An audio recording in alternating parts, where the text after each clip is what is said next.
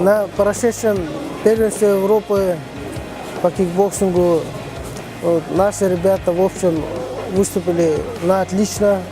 Армен Фераян провел убедительные поединки, убедительные победы одержал над своими соперниками, занял первое место. Для нас это очень большое достижение, для Армена, для меня, как его личного тренера. Также на весе до 54 килограммов Банников Павел тоже занял первое место. В следующем году первенство мира, первенство России сначала и первенство мира также. В этом году Европу взяли, в следующем будем брать мир. Вот так. Проходила в Македонии, город Скопье. Приехало более 1300-1500 человек боксировать.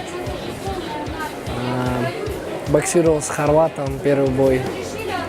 Очень хороший бой был. Хорват непростой, чемпион Европы позапрошлого года. Выиграл его 3-0 и вышел в финал. Боксировал с представителем России Османов Омар. На России, к сожалению, в этом году я ему уступил на один удар.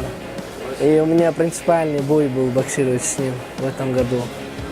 И вот, вышел уверенно, не было такого, чтобы в себя уверенности, уверенно я все, выхожу.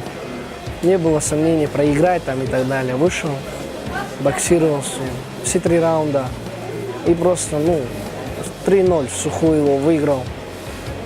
Доволен я своим результатом, и тренер мой доволен этим. Все было хорошо. У нас следующий год чемпионат мира, мы туда поедем.